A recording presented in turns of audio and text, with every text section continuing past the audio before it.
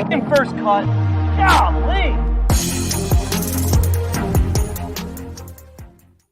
Welcome to the First Cut Podcast. I'm Rick Gehman, and this is the most burning questions episode where we cover the things you might want to know, you really need to know for 2024. Joining me to break it all down, Patrick McDonald is here. Patrick, good day.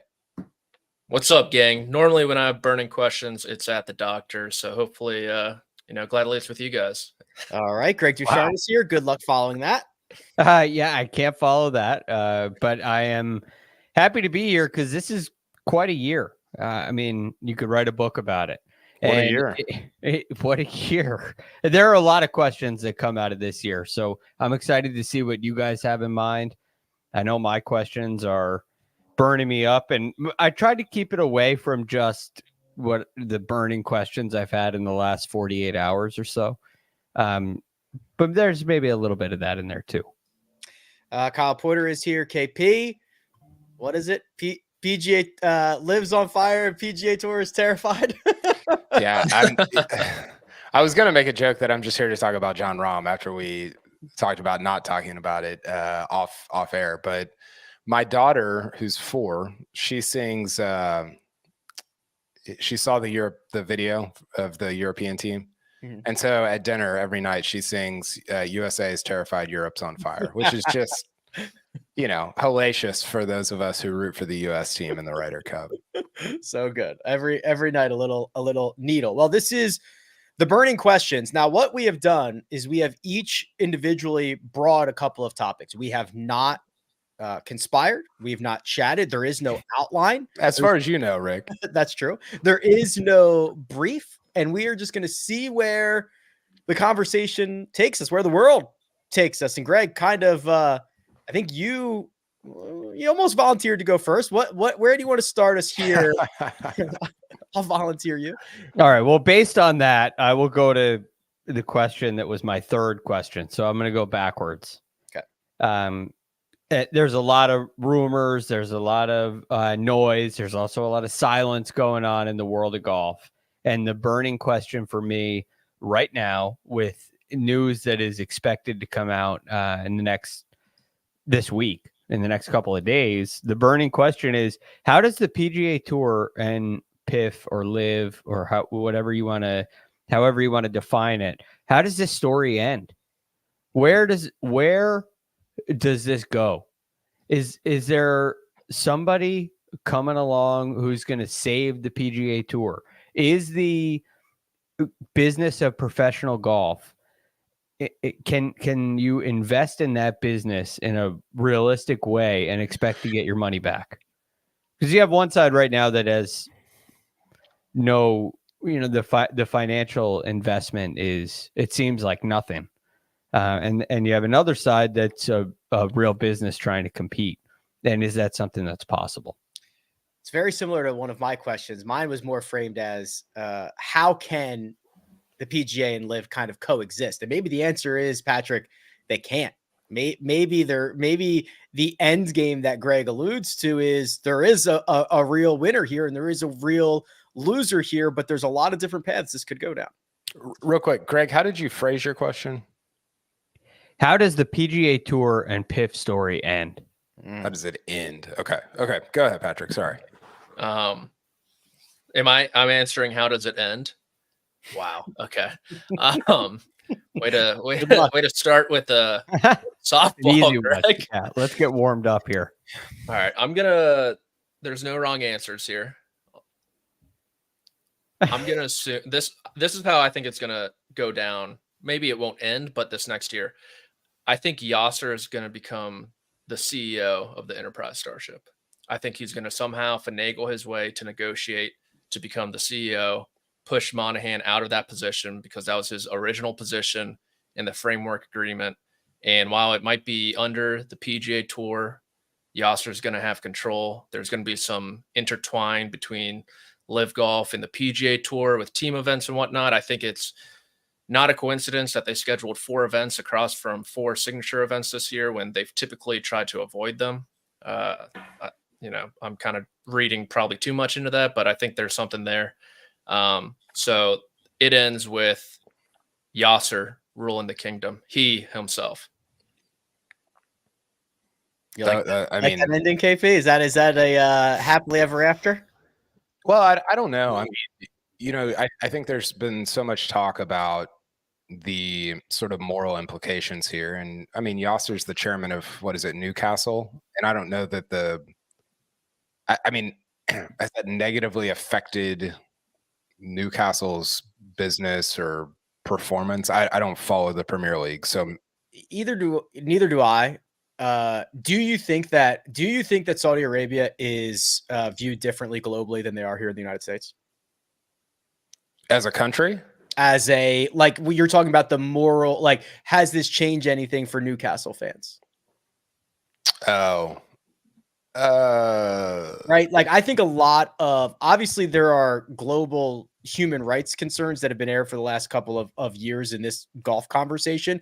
But I have always thought that Americans view the involvement of Saudi Arabia differently than other countries do.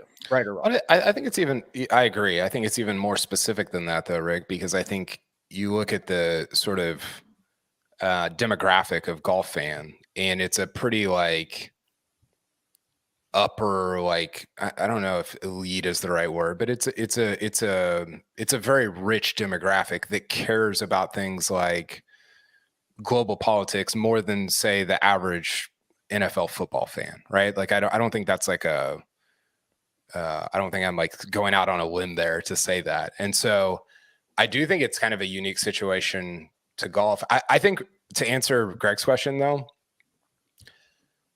the one problem that I see, I was thinking about this today, actually, before we came on.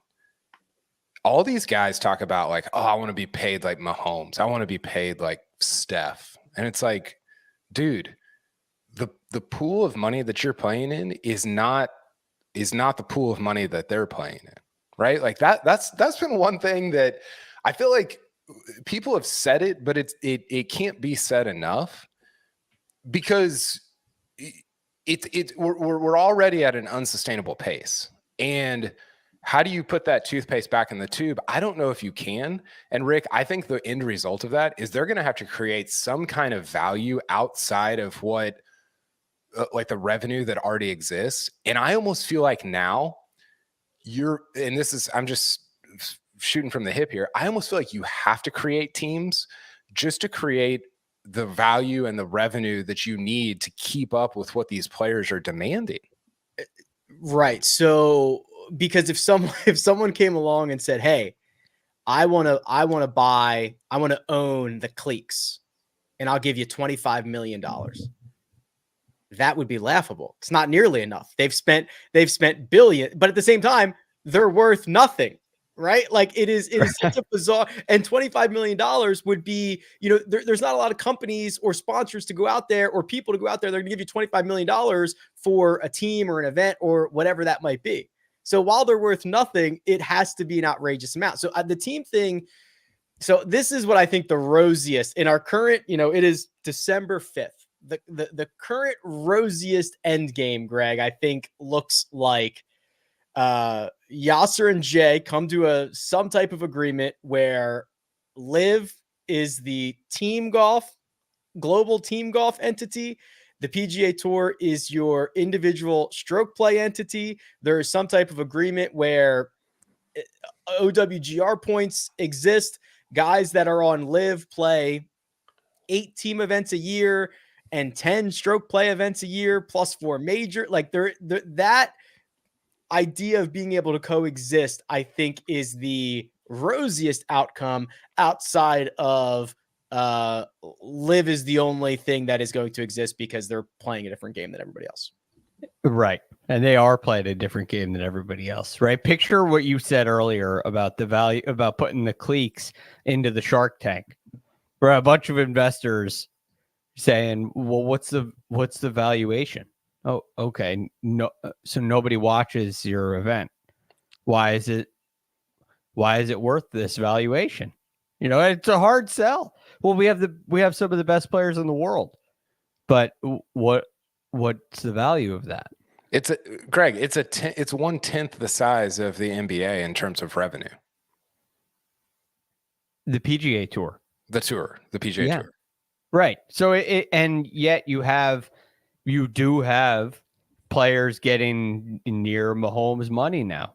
If the Rahm rumors are true, you're talking about maybe more than what Patrick Mahomes gets paid for John Rahm. So it's a very good point in putting the toothpaste back in the bottle. How does that happen?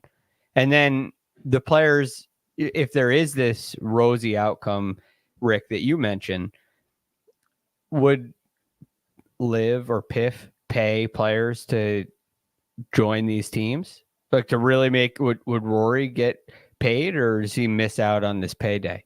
You know, because now all of a sudden there's a coexistence, and part of the agreement probably requires crossover between players, which I think is very complicated. So I don't like where this is going, and I don't like what the rosy outcome is either. Well, I think complicated is not good for your business model, right? Think about the things that are already too complicated in golf, whether it's the FedEx Cup or even how fields are constructed at some of these events. It doesn't, the thing that we never talk about, well, we talk about it, but that never really gets talked about is, does any of this benefit the fan? The fan of like professional golf? And the answer pretty much every step has been a resounding no, other than major championship golf. And so I don't know. I think the other thing, Rick, and I know we've got 11 more questions to move on to, but the other thing is, like, maybe do they need the PIF money that is kind of irrational money just to satiate some of the desires that these guys have at the current moment? So, like, I guess what I'm saying is you have an irrational actor, and then you have all these presumably rational actors like Fenway or Endeavor or whoever. Do they have to go with the PIF because it's sort of this irrational money that will at least placate some of the guys that are going crazy right now?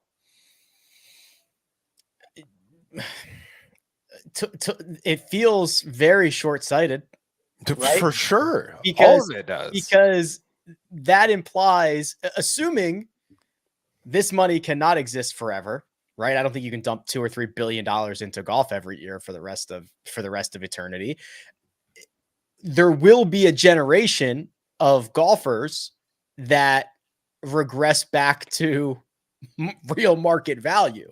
So there's going to be a turning point in which new golfers are saying, yeah, well, these guys got paid hundreds of millions of dollars and we're back down to 1.5 or 2 million or whatever $9 million purses. $9 million purses, $10 million purses.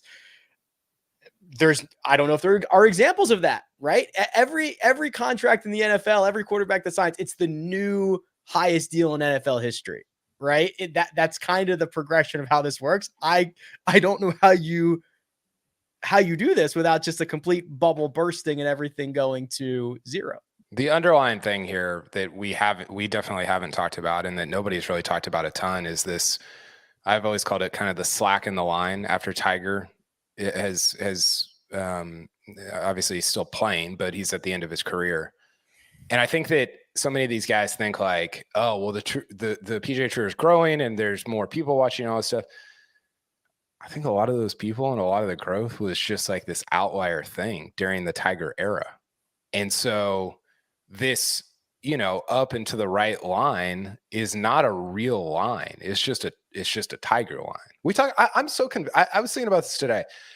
Does Rahm move the needle? I don't think so. Does anybody move the needle besides Tiger? I kind of don't think so.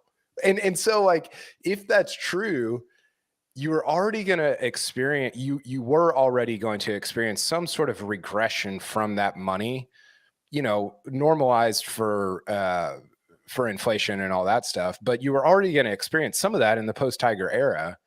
And now you've just got all this stuff complicating it. And I think there's going to be a bill due on that someday, Rick, that somebody in, 20 years is going to have to pay. Patrick, burn us in another way, please. What other question? What's our next topic? That's a good one. That's a great question that you have for me currently. That's the question. I didn't really do a ton of homework today. But let's keep it on the lighter side. Which player are you most intrigued about in 2024? Oof. The first name that jumped to mind is Ludwig. Yeah, me too. Me too. If Really?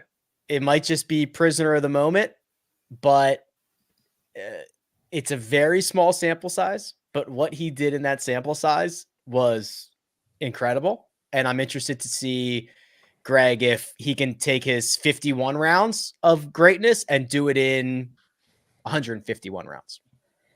You're talking about, since the 3M Open, his worst finish is tied 14th. If you look on rickrungood.com, it is dark green off the tee, and dark green approaching the green. And the putting's really good too. And so is the short game. This is like robot golf. And for a rookie to come out and do this, including a win on both the DP World Tour and the PGA Tour, it's remarkable stuff. And if there's another movement of players heading to LIV, sorry to bring it up again, but you have some other top players leaving, does it open another a window for a historic type of season? And it doesn't seem like this is a big deal for him, which is kind of the crazy thing, and why it popped into my head so early. It seemed like this is kind of ho-hum. So I'm excited to see what he can do in designated events against all the big boys. Yeah. A couple of guys, KP, that are trying to return from either bad form or injury, like Will Zalatoris. Justin Thomas came to mind. I also think of Minwoo Lee, who's been playing better. Is there somebody else who you're just excited to see, to follow for the next 12 months? Yeah, I mean, I always go to younger guys with this question. So two names, I guess three names that come to mind, and we got more of one of them in 2023 than the other two. Gordon Sargent, obviously, he's going to be probably, I think, in his last year at Vanderbilt. We'll have his tour card whenever he decides to turn pro. And then Alex Fitzpatrick, who I was just watching at the Australian Open last week. He's had, I think, more success than maybe people thought. He's like top 200 on Data Golf. And then the last one is somebody that was on the Korn Ferry and was kind of like fringy Ryder Cup talk. And I can't pronounce his name, but Adrien Dumont de Chassier, ADDC is what we're calling him. Did you put him in the Ryder Cup fringe talk? Probably. I think you did. Yeah, I think I did. So those three are among kind of the non like injured or whatever established stars are three that I'm very intrigued by. Yeah, Patrick, I'll loop this back to you because this kind of ties into one of the questions in the comments from Curry Stew. It says, can you talk about new rookies who are now on tour? And we talked about Gordon Sargent, who when he turns pro is going to be in that Ludwig category. And there's a couple of other interesting guys coming up from the Korn Ferry. Like, what about, like, I'm excited to see Alexander Tosti, who might just burn the whole thing down, good, bad, or indifferent. Who knows? He might be our new Patrick Reed. I have no idea. Excited about him. Who did you have in mind, Patrick? You just mentioned him, Patrick Reed. 5-year exemption from the 2019 Masters is coming up. What's happening with the OWGR? Who knows in that case? And then Bryson DeChambeau is another name I had. You think about him getting healthy, kind of reinventing himself again. He's shelling markers on the, like green, little coins that you put behind your ball to mark your golf ball. He's shelling them on Instagram and TikTok for $100. I'm interested. Wait, who is doing that? Bryson. Does he need money? It's like a little coin that has lines on it, so you can line up your golf ball with your marker.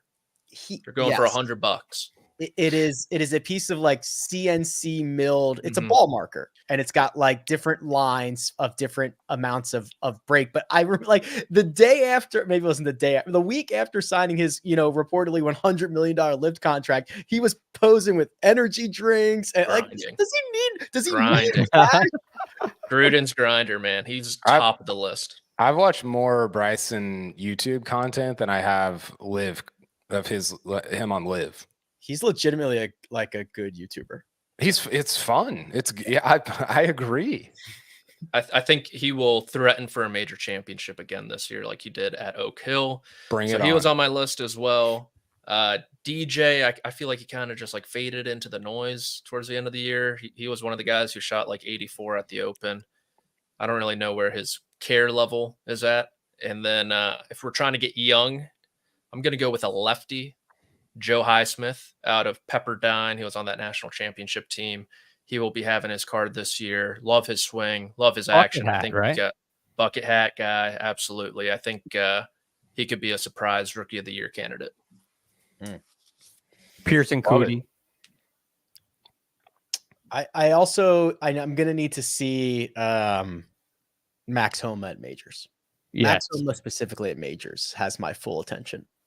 He's done everything else. He's taken the, necessary steps of getting better week in, week out, month in, month out, year in, year out. It's time for majors. I think Max might win the Players. That'd be pretty cool. Just calling that shot right now, December 5th. I think Justin Thomas is going to win the Masters. Really? Yeah. Oh, I I've don't been know down if that road many I don't know if times I can get on before, board Rick. with that. Yeah, I'm with Greg. I don't know. I hope he wanna say does. like 4 out of the last 6 years, I went down that path. Hey, Justin Thomas. He was in contention 4 of those, or at least in it. Yeah, hole number 13. Yeah. Maybe it helps him though. This is only the second to hit driver now. Just hit a straight ball. Just hit it straight. Yeah. Hit driver out there. Well, Could help.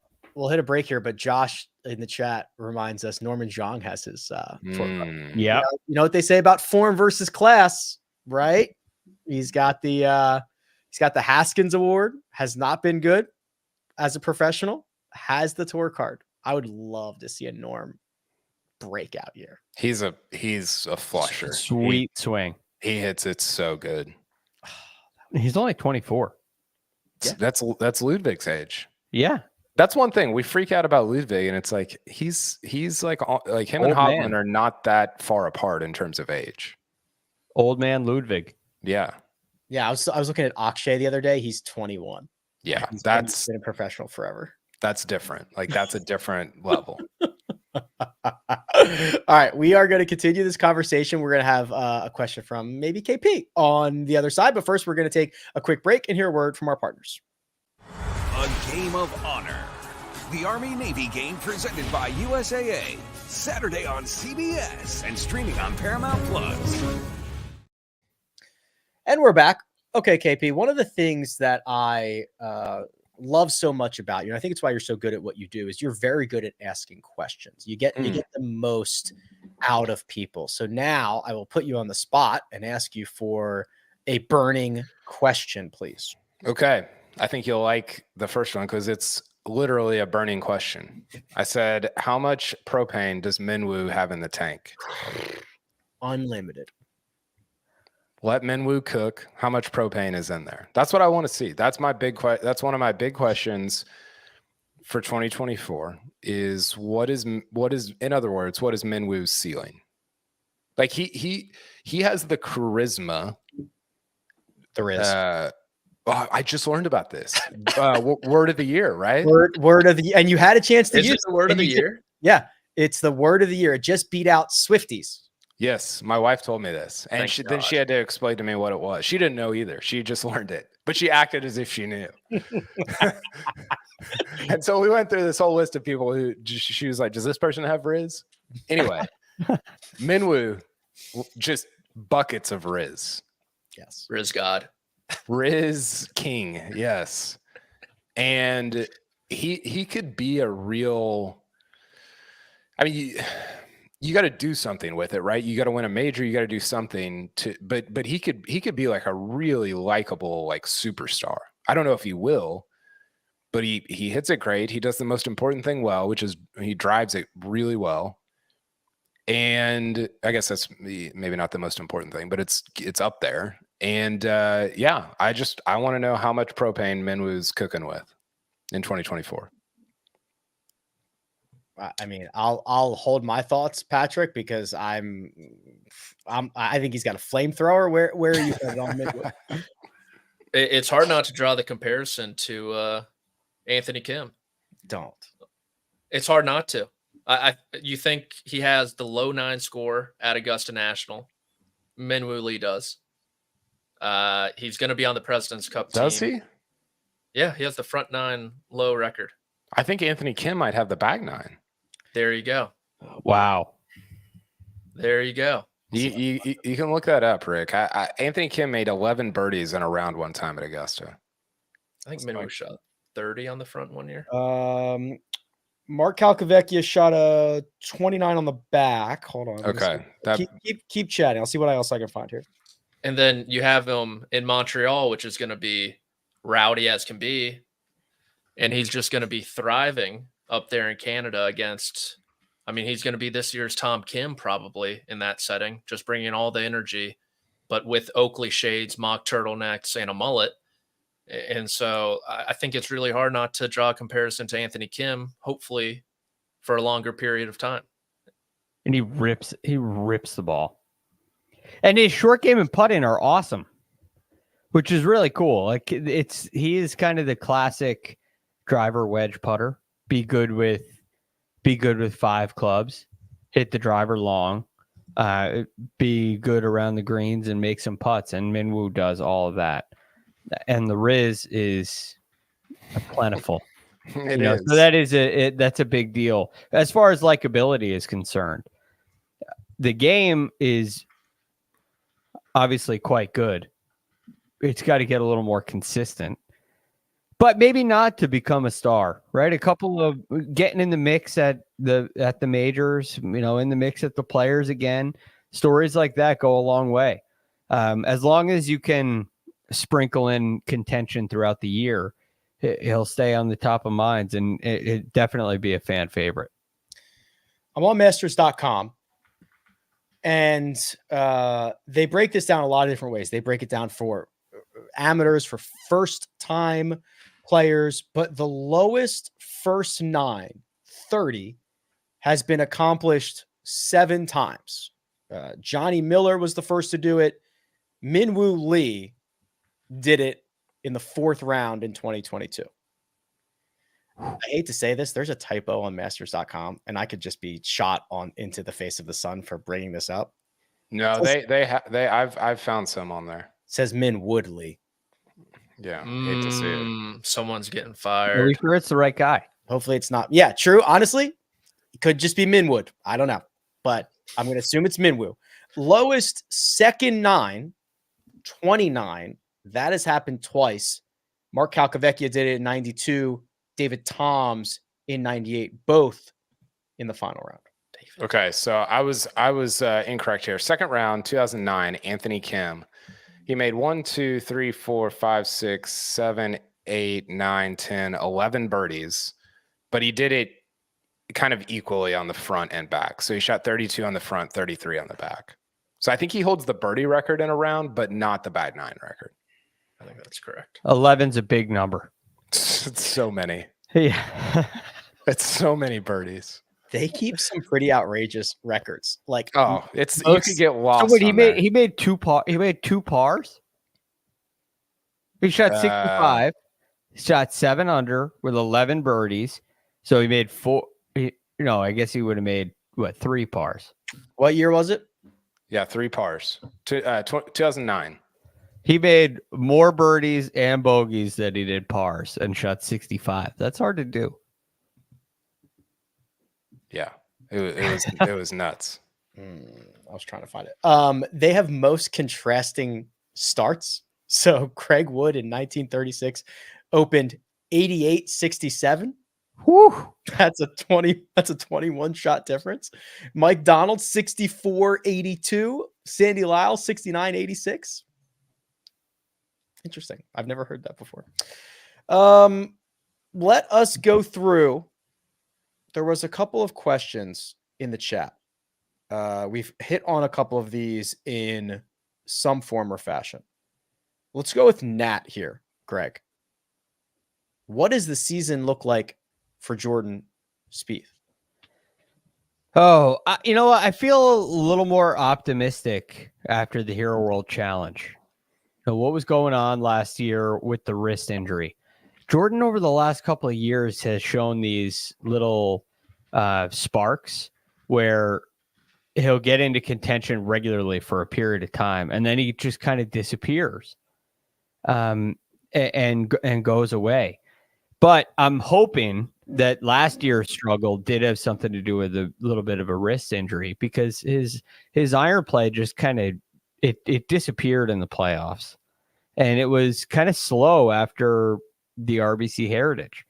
And aside from the Heritage and the Masters, his time in contention was very limited. So I do expect to see some of the typical things we've seen from Jordan, contention periodically. But what I'm really curious about is, can we see a sustained run like 2 years ago when he first got back on the comeback trail at the Waste Management Phoenix Open and had like 9 top 10s in a row? You know, can we see something like that? And I hope we can, because getting Jordan Spieth in contention regularly, especially around the majors, is so much fun. And it draws a lot of attention to the game. He really is one of the needle movers. So my expectation is that things get a lot better for Jordan. Yeah, I don't know what he is, Rick. You know, we go back to 2015, 16, 17, and he was kind of we talk about the 2+ strokes gained per round guys, right? Like those are that's rare. There's only 5 or 6 guys a year. It's kind of your top 5, 6, 7 players in the world. I think this year it was like Rahm, Rory, Scheffler, Cantlay, Xander, Hovland were the 6. That's where Spieth used to live, and I just don't know if that's feasible anymore. Like I don't know if I don't know if that guy is there. That doesn't mean he's not going to win. It doesn't mean he's not going to win majors, but the consistency with which he was contending at majors and at events, I don't know that that's ever it reminds me a little bit of the Jason Day thing, right? Jason Day was the best putter in the world for like 3 or 4 years, and then he wasn't, and he became like, he's good, but he's not 2+ strokes gained per round good. Spieth was 1.3 this year. That's really good. What's his ceiling? Can he get above that 2+ again? I just don't know that that's coming for him. The thing for me, Patrick, is kind of what Kyle alludes to there, is doesn't mean he's not going to win. Doesn't mean he's not going to win a major championship, but he just is not giving himself enough bites at the apple, right? He's not giving himself. There was a time where he was in contention constantly. Now, when he gets in contention, watch out, but he's not doing it enough, regularly enough for me to be super optimistic about it. There's a couple things here. One, from the people KP listed, 2 of them didn't even win this year, with Xander and Cantlay, which is insane to me. It's kind of on brand. A little bit. We talk about, like, Spieth kind of has built-in opportunities at 2 of the major championships every single year. Yeah. With Augusta and the Open. And he was sort of ish there, not really, this year alongside Phil, the final round at Augusta National, which was, I mean, maybe the pairing of the year. And I really do think the wrist injury, like Greg said, at the Wells Fargo Championship, it was also a back injury too, which didn't get as much press. Really threw him off, because you saw that spring there. He was in contention at the Arnold Palmer. He was in contention at the Valspar Championship before a water ball late. Lost in a playoff at the Heritage. So I think it's a good season for Jordan Spieth is a win in maybe one of these signature events. I mean, I don't know which one's harder now, a real event with 156 players or a signature with 80, and then a legitimate run at a major championship, which will either come at Troon or Augusta National, most likely. Before we move on, I have the Anthony Kim scorecard. Josh, if you want to share my screen. So this is 2009 round 2. The 11 birdie 65 went as follows. Speaking of Spieth, birdie par on the par 5 second, birdie bogey, birdie bogey, double on 10, par on 11, rattles off 4 birdies at 12, 13, 14, and 15 before making pars on 16 and 17 and closing with a birdie on 18. That is 4 pars on the scorecard, 11 birdies, and a 65. Wow. The double on 10 It's almost messed everything up. Yikes. Yeah, could have tied the course record. Oh man, that's a card. That is a card. Was that the Angel Cabrera year? Or Yeah. I 2009? believe you're right. Yeah, with Kenny and Yeah. Kenny Perry, Chad Campbell. Yeah, we hit both of those, KP. Dude, what a weird. Yeah, we did. What a weird leaderboard. John Merrick, Steve Flesh. There's your boy, Greg. Yeah, Greg. There he is. Steve Stricker, Sean O'Hare. Yep. That's wild. Trevor That is something else. Is I thought that was the year he made the Ryder Cup team. Yeah. That 2009 Ryder Cup. Who could forget it? All right. I've got one other question, but let me open it up a little bit. Does anybody have a really good one that we need to touch on? Greg had a list of 3 and we only hit number 3. I've got one more. But go ahead, Greg. No, you go, Greg. We'll go back and forth. All right. Well, these 2 names were just mentioned, and it led me in Xander and Cantlay. It led me to a question that I don't necessarily like talking about, but it's should Ryder Cup players get paid? Should they? Now, I'll give you a little background on why I come up with this, because I don't want them to get paid, but I have a hard time finding reasons why. And this year I spent a lot of time thinking about it, and the reasons why they shouldn't get paid they have a lot to do with the romantic idea of the Ryder Cup.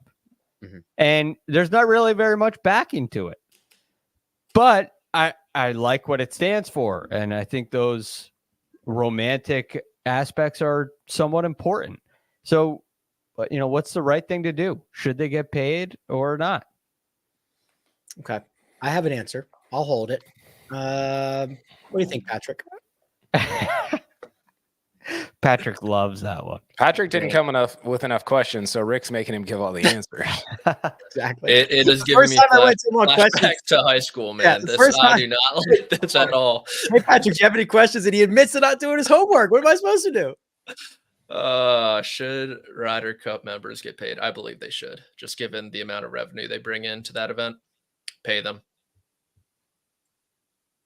Yeah, I'm a little less romantic, I think. I'm normally on that side of things with, say, college sports or whatever. I think it's I think I'm aligned with Greg in that I love the idea of like the 1920s college football, student athlete type thing. This is kind of in that same vein. I think, listen, like off season, quietly cut a deal, give them part of the pool, don't make, like, it became such a big thing during the event. And I think that was where a lot of the sort of ickiness came from, or like the feeling that everybody had. I think one thing, Rick, that's difficult is this is not a problem on the PGA of America side.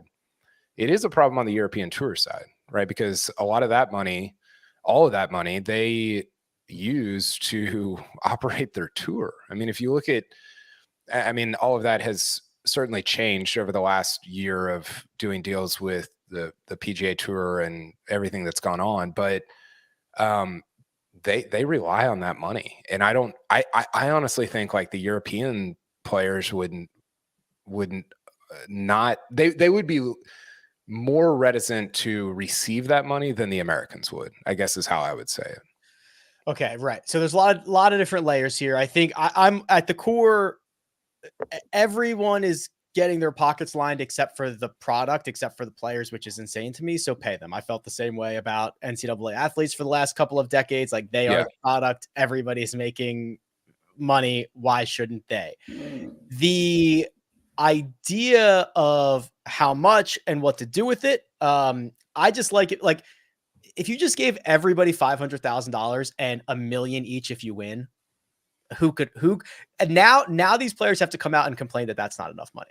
which is like, which would Right. be an insane take, right? Imagine, I mean, it was like when Colin Morikawa said he was upset that the rules official, made him wait 5 minutes. Could you imagine if he came out and said $500K? That's it for a couple of days of work? Are you joking me? All expenses paid. So good luck complaining about that. So I'm okay with like flat fee, double it if you win. And here's the other thing, KP. You know what you could do? Donate it back. Right? If you're Rory McIlroy and you have your $1 million, and you could just give it back and say, hey, this is for the betterment of the tour. I don't need $1 million. Hero. Ray, you do that, you're a hero. Yeah, I mean, that's interesting. That would be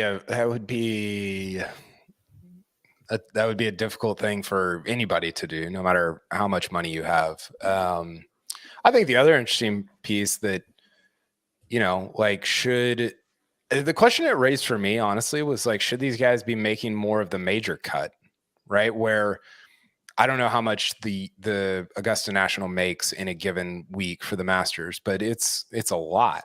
And the purse is, what was it this year? 18, 15, 17? I don't know, something like that. It's like,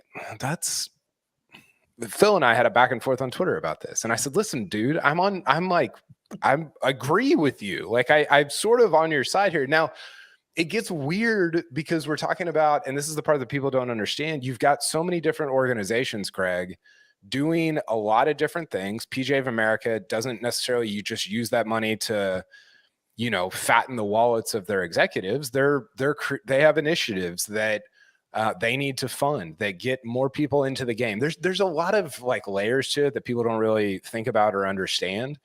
But I'm with you, Rick. I think that it's fine if guys get paid at least a portion. I think Josh suggested a percentage of the revenue that's generated. That would be a very fair thing. You get the honor. You're not left out. The game still hopefully wins to some degree. But those are numbers. I mean, I don't know where it all goes. A PGA member, but I know it's significant. So I definitely see both sides of it. I just, what the right thing to do is a tough one to answer for me. We'll continue this conversation with more burning questions after a quick word from our partners. We need the sports news anywhere. We've got breaking news to bring you. Then get your sports anytime you want them. Big trade news overnight to discuss. Because we know you need sports all the time. A lot of movement in the rankings this week. A legend adds to their legacy. We're bringing you that breaking news right here on HQ. CBS Sports HQ, anywhere, anytime, all the time. And we're back. That reminds me, Kyle, did you see the promo clip from Oak Hill? The promo clip from Oak Hill? You know how they had those cameras following us around at Oak Hill? No.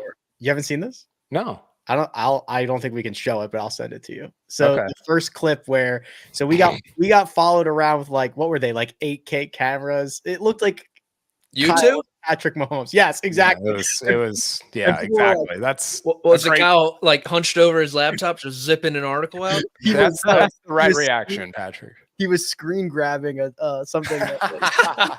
So they I guess what they do is they cut a promo and they use to like sell, oh, hey, so-and-so company, do you want to sponsor us on site at some event? And like, I saw the first cut of it. And it's pretty sick. I'll send it to you. Yeah. I that's amazing. We had to like we had to walk to like along the range. Like we were, I don't know. There was a lot going on. Go ahead, fire away with your next question. Yeah, I've got two more. One is, which major championship Brooks Koepka are we getting?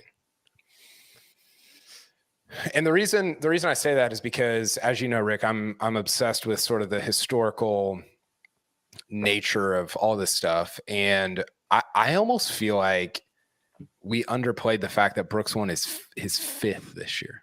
5 is astronomical. Like, is there anybody on the tour right now other than is there anybody on the tour right now that's going to win 5? I'd probably put my money on no. Maybe Rory. I mean, he just needs one. He needs one more. Got 4. Yeah, but I mean, we're now 34 cracks into this. You know what I mean? Like they're not. You don't just get them. That's what I'm saying. And I think what was really interesting about Brooks over the last 2 years, he was awesome at Augusta, and obviously he won Oak Hill. He wasn't good at the last two majors of the year. I don't have his finishes in front of me, but they weren't good. And then you look back at 2022, and it was awful. He didn't have any top 50s. And I'm curious, as he progresses in his career, are we getting what are we getting from him? I want more history. I want him to get to 7. I want him to tie Arnold Palmer. And I think that's realistic based on what he's been doing, what he's done, what he's accomplished. But I'm curious about which major championship Brooks shows up, because for a while there, it was all like he was an auto top 10. And now there's a lot more variance in kind of what his performances are at these majors. 17th and 64th in the final 2 majors of the year. Greg, do you think he has that Wanamaker rattling around in the back of his car? That one might be too big to fit in the back seat of the car. That was a good back, wasn't it? Yeah, that was I didn't expect that. That was when he had the U.S. Open trophy, like in 2017, in the back of his car. Greg was parking his car for him. Yeah. He lost his keys and said, "Keep it up front, kid." Do you want to to do something with that?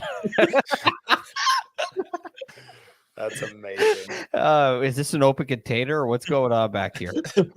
But the thing, I have a couple questions with Brooks. One, we think about LACC. Is that a issue with the golf course and the setup of the golf course? I think that's it didn't fit his eye. He didn't seem to like it going in. Is that because he won the major before? So that's a factor to me. The Open Championship, he has a surprisingly good record at. It's quite good. Yeah, so really good. Liverpool could work.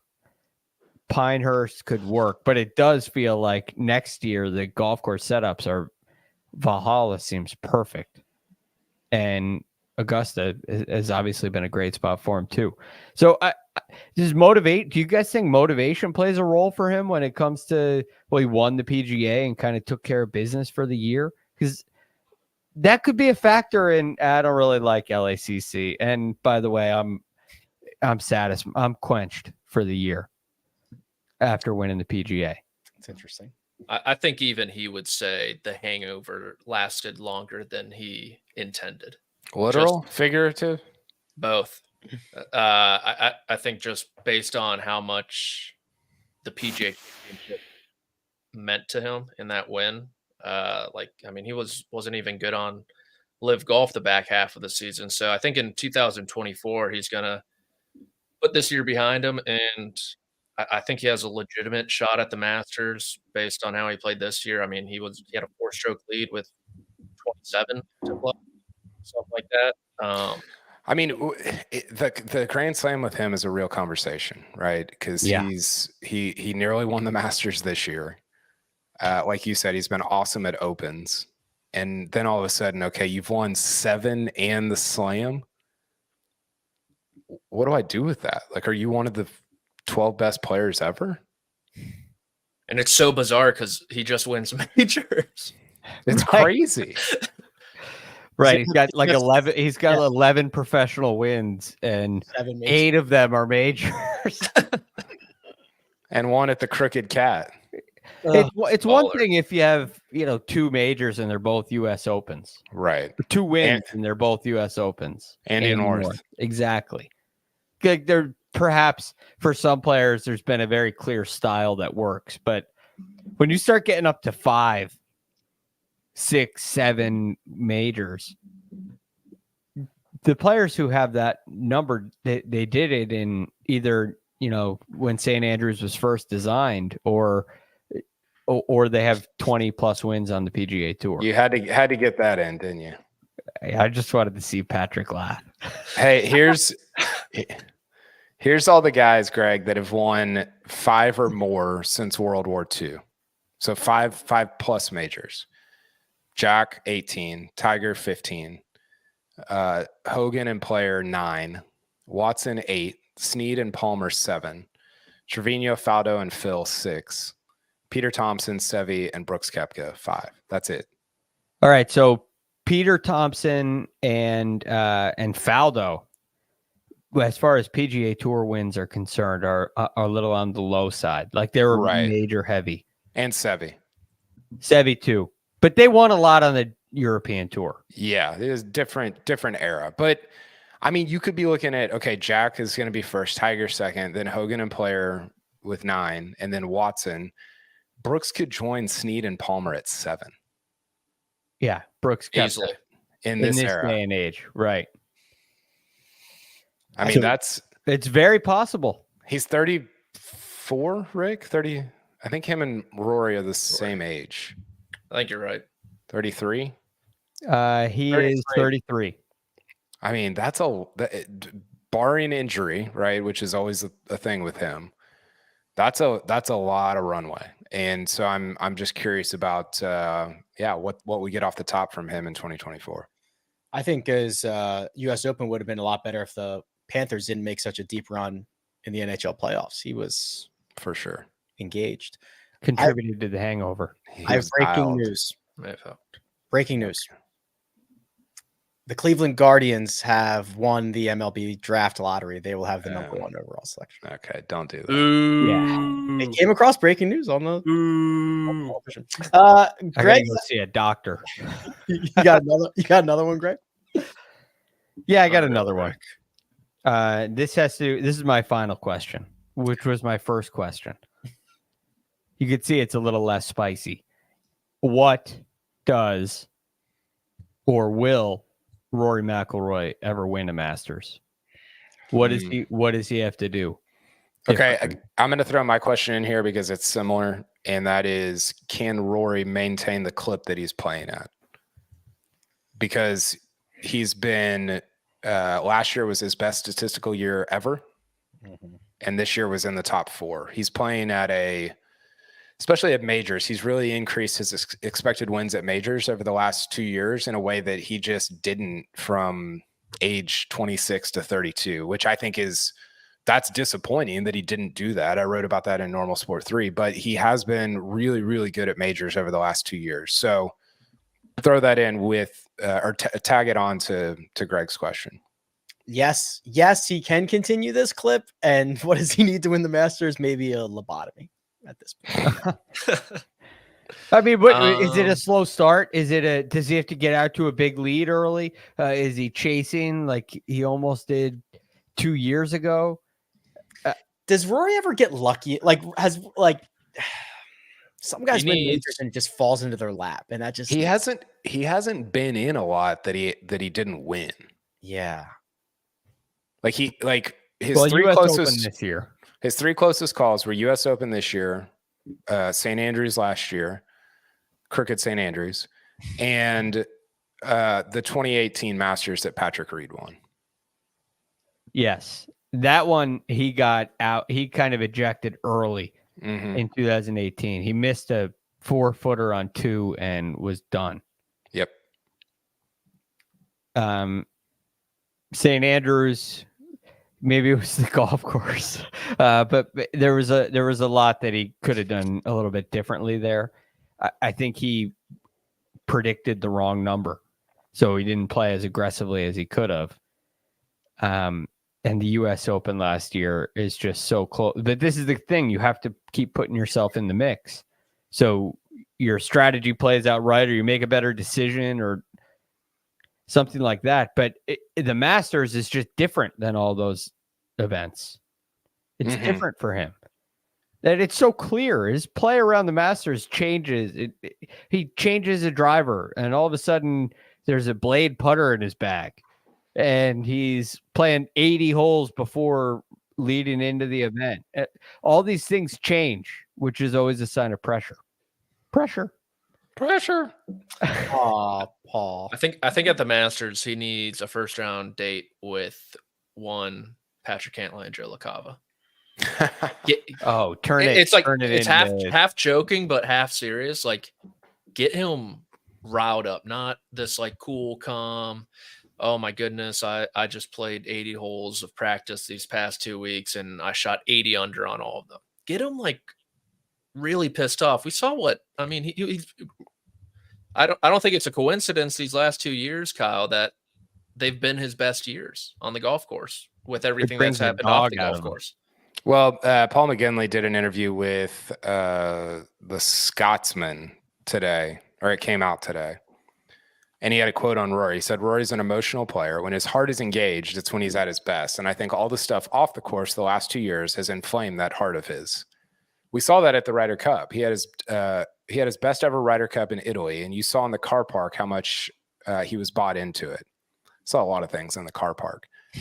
I think that's the key with Rory. You get him emotionally invested in something, and that's when he's at his best. Big picture, I agree with that. I think he's maybe too emotionally invested in the Masters at times. I suggested to somebody that's in team on like Camp Rory that he should pull a Medina and try to show up for his tee time as close as possible to the tee time at Augusta, like fly up from Florida on Thursday morning or Thursday afternoon, whenever his tee time is. What if he mistimes it by 5 minutes? That's the game we're playing, baby. Yeah.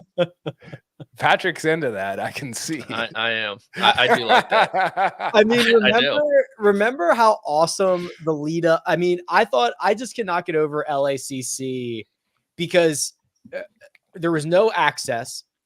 He went out with Harry early every day in the practice rounds. It was so serene. He was in it. I just cannot believe he didn't win that. I cannot believe it. I know. I think he didn't hit it that great the final round at St. Andrews. I mean, he hit it fine. I thought he hit it awesome at LACC. Like I thought he was dialed, and it's got to be like, look at the Open. Rahm loses to Brian Harmon. You guys just have the week of their lives, and you can't do anything about it. I will say from this year, one of the lasting images I have is Rick behind the first green Sunday at the U.S. Open. Rory had an eagle putt from just off, a little long. You can see Rick in the background, and it like just burns the edge. And Rick, he like right when it passed the hole, he's just like in the background. No cheering in the media center. Rooting for Rory. I was invested. It was a long putt too, wasn't it? Yeah. I just remember thinking like, I just wanted everything to go right. You know what I mean? Just go right. Get off to this hot start. Just because I just knew something was going to go wrong. So I was like, just start off with things going right. Yeah. The plug shot on 14 was what went wrong. Right. Part of what went wrong. Yes. That's what needs to happen for him, is that mistake moment turns into a birdie. One putt goes in instead of burns the edge. Yeah, I was just thinking back to all of those St. Andrews 2 putts, right? Like that's what I was thinking about. Okay, go around the room. Does Rory ever win another major? Rick? Yes. Greg? Yes. Patrick? I think he does. If he plays this well, I agree. If he plays this well for another couple of years, he's going to be in a lot of them, and then he's going to have. I mean, he's also going to have a lot of cracks at it. Presumably. Yeah. I mean, I wrote this in Normal Sport 3. I've talked about it before, but he's having Phil's career. Like if you look at their numbers through these, Rory's played 59 majors. He's won 4 of them. Phil's first 59, he won 3. Their expected win rate, or their expected wins at majors through 59 majors was the exact same. They were both expected to win like 4.5. Rory won 4, Phil won 3. Like he's tracking almost exact. I mean, they've done it in different, like in different ways, like at different times. But he's tracking exactly for Phil's career, which in this era, Greg, it's crazy. He's going to end up with probably 40 PGA Tour wins. In any era, it's pretty good. It's really good in any era. So it's impressive stuff. And as part of the Crooked Golf media, how can we say that he's not going to win another major? He's our boy. That's right, Greg. We wouldn't be Rory. crooked. I want to see Greg debate him on rollback. Rory on rollback? Yeah. Yeah. Yeah. Rory might have some of the same I think he'd back words off. to say about St. Andrews after the Open there. Anything else we have to talk about? You didn't have any questions. I'm facilitating the conversation. It's like trivia. Just give No me one guessing. question. One question. One from of you. mine was the way that I phrased it was this: how does the average golf fan perceive the sport? But I also kind of think like, who is the average golf fan? I think that we are often very caught up in what all of this means. Who is the needle? Who is not the needle? Does anybody care about what's happening right now? I'm having 3 meltdowns a day. I wish I wasn't, right? Like who cares about this stuff? Does the average golf fan care? I don't know. No. I think no. But do they not care or do they not know? Both. I think so DJ Pyhowski of No Line Up has this take where he's like, I think most of the viewership of the PGA Tour is just people turning on golf on Sunday because that's what it's a ritual. It's like you watch it because it's on. Mm-hmm. Or it's on and you barely watch it. Well, it's wouldn't be great to hang out too, right? And see who's. I mean, my parents watch it like that. They put it on Sunday. I'll get a text from my mom on Sunday all the time. Who did you pick this week? Right, just like I get it. Where my dad just tells me who he just texts me and says, I have Keegan this week. And I'm like, all right. Yeah. My dad will do the same thing too.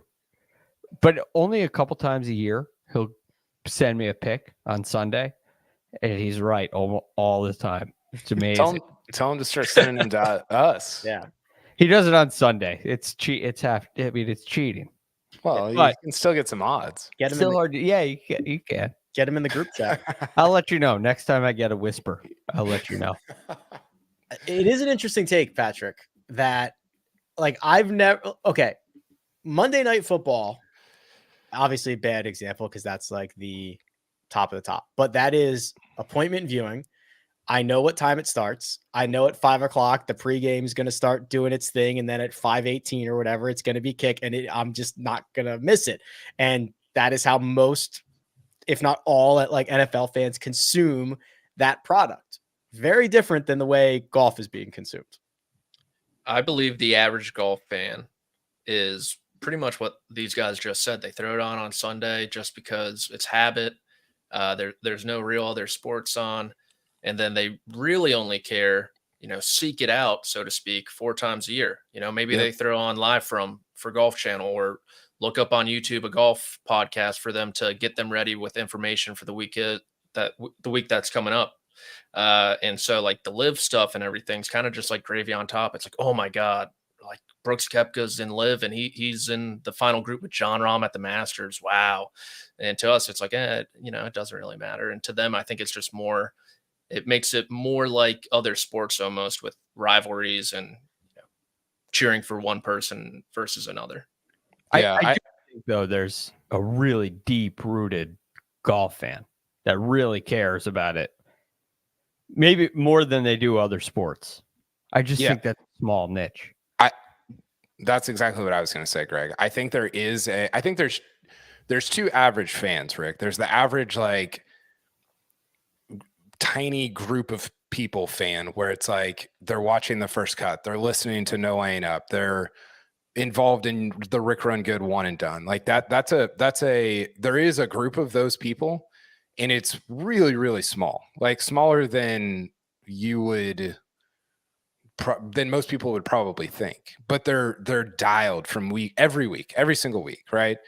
And then outside of that, there's this bigger group that's still really small compared to other sports, smaller than the NBA, way smaller than any of these other sports, that, like Patrick said, is tuned into the Ryder Cup and the majors if they're exciting, and maybe the players if Spieth is involved or whatever. And those are like, those two groups are kind of your groups of golf fans. And I can't remember what the original question was, but I think that's how I think about defining them in my head. Garrett in the chat says, I keep up with golf every week. Yeah, you're here on December 5th. You're part of that first group. He's the person I'm talking about. One of us. Yeah, you're here, bud. Welcome. We love it. That's exactly right. Yeah, it's bizarre, and I don't know if there is a solution. I don't know if there needs to be a solution. It's just so different than everything else. How did you phrase the original question? How does the average golf fan perceive what is happening in the sport was my original question. So all of this stuff that gets me stressed and upset and happy, and like, I'm not even sure they even know it's happening. I had a friend who I'm pretty close. It's the guy that I coach the flag football team with. He is a golfer, very good. He's probably a 2 handicap. We're very good friends, talk all the time. He's into golf. I would put him in the second class of golf fan, like the majors and the Ryder Cup. He came to me the other day and he's like, I thought, what's going on? I thought these entities already merged. Like he'll just see a headline on CBSSports.com, ESPN.com, whatever. And that's how he follows the sport. Right. And I think the average golf fan that you're referencing, Rick, is kind of like consuming it like that. I've gotten so many of those texts. It's like, is Rom going? I thought, why does that even matter? Like, they're joining forces. Yeah. So many. It is interesting if you go to like a family or friends get together, everybody talks to me about it. But at the same time, like, it's all I talk about when I go to these places. But they're asking questions because they know enough for their curiosity to be piqued. Yeah. But they don't, they're not reading all the articles like we are. And why would they? Yeah, it's the dangerous question of, so what's going on with LIV? I'm like, buddy, how much? I got this question on Sunday. I was like, how much time do you have? Yeah, like, let's go sit down. It's gonna be a bit. We'll start from the top. Can I buy you lunch? Yeah. Weddings are the worst. Oh, man. Constant. All right. Well, that's fun. We will be back Thursday for some more fun and interesting topics, which we will find out on Thursday. Big thanks to producer Josh, who does all the hard work behind the scenes. Patrick McDonald is available on Twitter at Amateur Status. Greg DuCharme at The Real GFD. Kyle Porter at Kyle Porter CBS. You can find me at Rick Run Good. This has been The First Cut. We'll catch you next time.